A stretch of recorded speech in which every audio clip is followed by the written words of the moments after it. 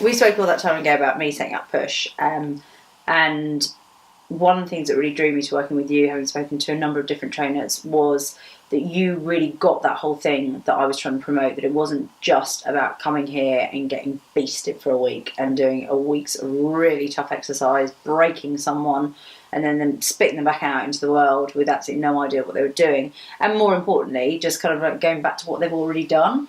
And I think what I loved about the conversations that we had was that you really kind of agreed with me about the mind being probably the most important muscle that you can actually exercise, and getting that right.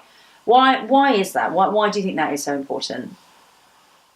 I think achieving your goals. Yeah. So let's relate that all back to training. So achieving someone's training goals, it's not about just turning up one day and having a great workout.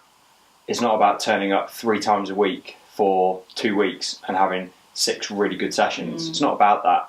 It's actually about consistently doing it over a long period of time. And reframing how you work out and why you work out, right? Yeah, absolutely. Of course, yeah. So if we're talking about actually the mental side of it, it's understanding away from exercise. It's making that decision that you are going to go and work out. Yeah. Or it's making that decision that you're going to go and actually move around. So rather than getting the bus, getting the tube, getting the train, maybe you can walk a little bit further. Yeah. Rather than getting in the car, maybe you could run, maybe you could get a bike, anything like that. It's about understanding that you have to do this stuff every day. Yeah. You have to consistently turn up and work hard. You can't just have a great training program to follow a couple of times. You need to understand on a conscious level that this is about a long-standing piece of effort. Yeah. This is not just a month. This is 6 months, 9 months, a year, your life. Forever onwards, right? It should be forever onwards. You should be understanding that exercise is a natural thing. You should do it daily for your entire life. Your body needs to exercise. So that's, I know that's something that when you do the talk here, obviously before we do the training, of trying to change people's mindsets a little bit in terms of exercise. And I guess, 2 points that you've come out of that for me from the conversations that we've had, and obviously what you said before, is one, about having an objective, why you should be doing it, and 2, incorporating it into your day. So with regards to an objective, what I know that you talked about your rugby training, so that's always been a really big part for you. A lot of people won't have that. So why do you need to have that objective? Why does it make sense to have that?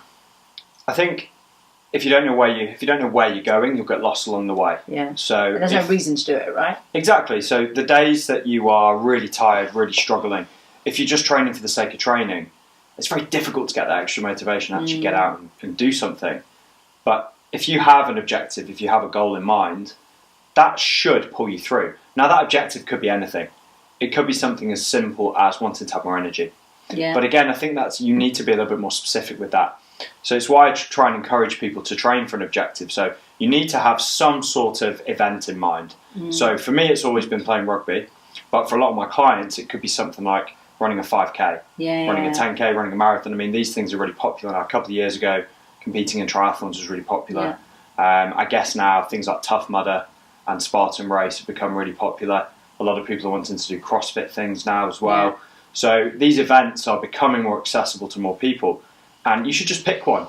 I think if you've never done anything like that before, just pick it. Not necessarily because you have a burning desire to do that event, but because the journey along the way, reaching that objective will be incredible. And you should come out of it fitter, stronger, more energized, feeling better about the way that you look and you feel because you've trained so hard for an objective. And that will make you want to continue. Exactly. If you don't have that objective, you're just fishing in the dark. You don't really know why you're doing it, in effect. And the key thing about an objective is it forces you to go and do something. It pushes you that little bit harder.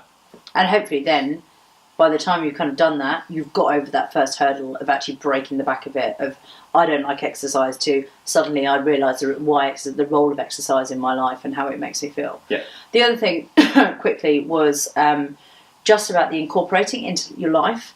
Because, that's something that I found in particular when I was working in town, was actually, maybe I couldn't go to the gym every morning, I didn't have time to do it, but what I'd do is I'd walk into work, and as you just touched on, the walking or the running, and just making it part of your life. It's as effective, right? You don't have to be in a gym to work out. No, of course you don't. I mean, you've got to relate this back to every individual. So if somebody has trained really hard in their past and they haven't done it for a long time, they might need a gym. They might have that burning desire to go back and do it again. If someone's never done the exercise before, then you start them off quite basic. You get them walking to work.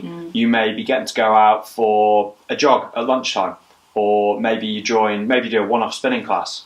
You know, there are a lot of these places popping up now. Places like Soul Cycle in the US is big. You've got Cycle in London as well. That's getting quite popular now. Just rock in, drop in and do a class. You don't need a gym membership. No. There's also other gyms where you can just drop in and pay sort of for a one-off thing, just for a one-off session. Yeah. But for a lot of people, it's about actually understanding that you don't have to go and do a class. You don't have to go and do or follow someone else's template, right? It's your exactly. It's your it's you and your body. Yeah. So it might be something like just squatting at home. Your body, naturally, you should be able to squat. Naturally, you should be able to move. So I mean, I'm always doing it. Always squatting right before work. 50 squats before work. But there are these little challenges. There are these little challenges that exist now where you could do, 100 squats a day. Oh, there's a lunge challenge or something, isn't there? I know my friend's been doing it. You know, everyone was planking for a while, weren't they? It was all over social media.